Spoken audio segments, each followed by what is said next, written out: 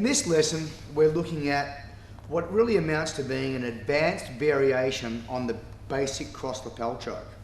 With the cross lapel choke, we're crossing our arms and then getting grips.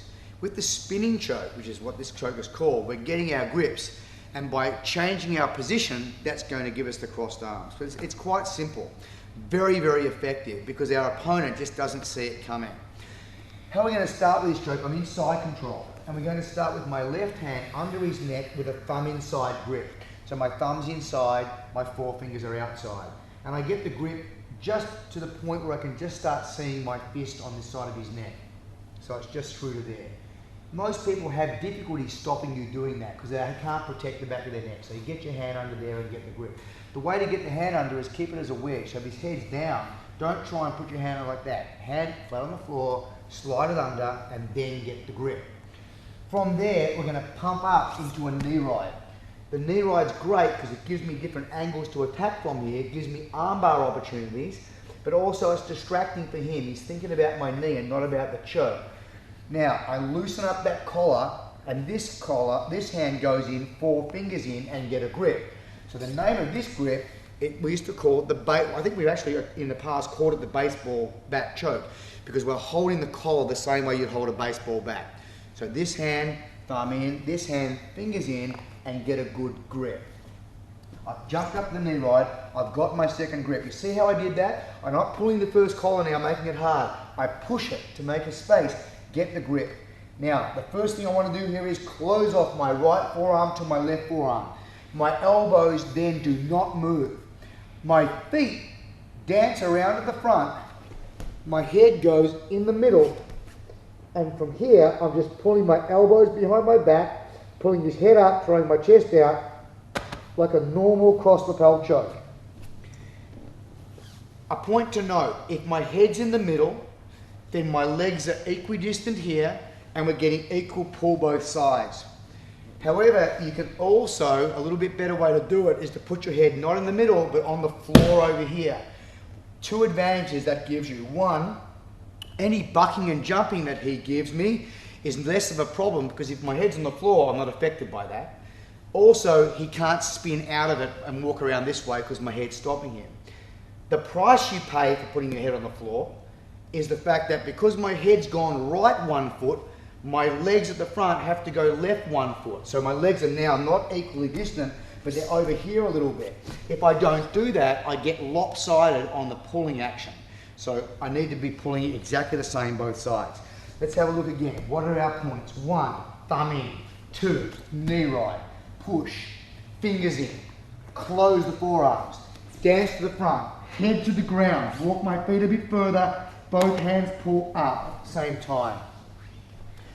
Just a great choke. Really difficult.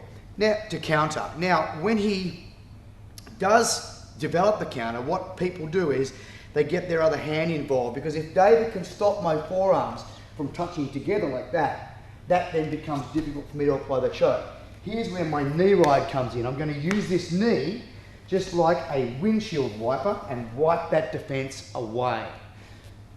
Watching this. So from here, I'm up. He's put his right hand behind it, so obviously I can't close the choke.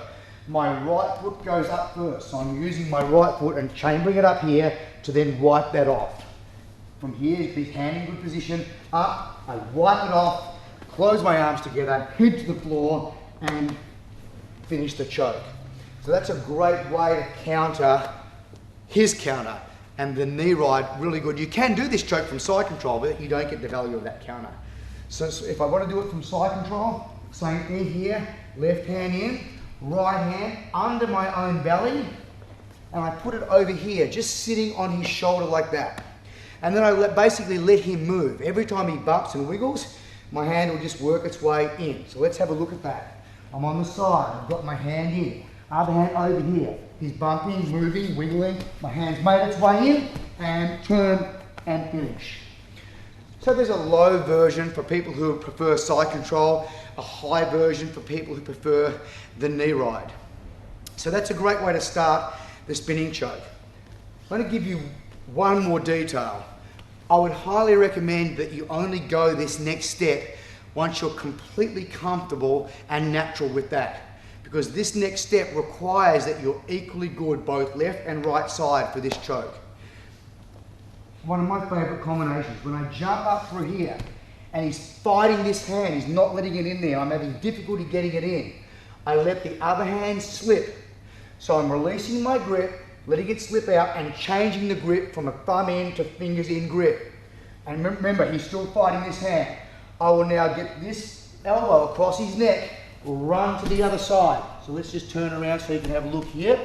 So now I've got that grip. My other hand then goes under the neck, thumb inside grip, and then I finish on the opposite side.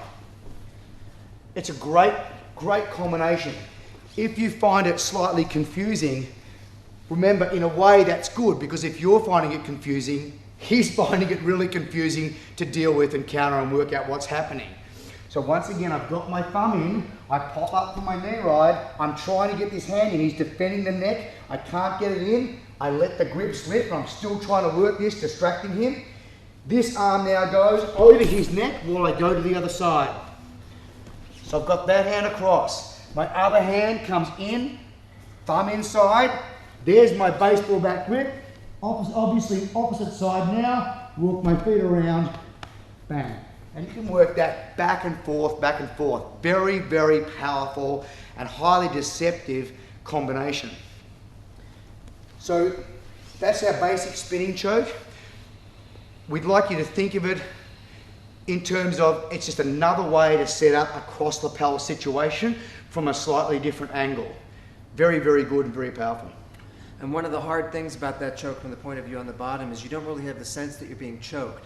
Most chokes immediately cross the neck, but there's nothing about that choke that crosses my neck until the finish. So just simply the setup and the collar doesn't often to alert a guy that there's even a choke coming.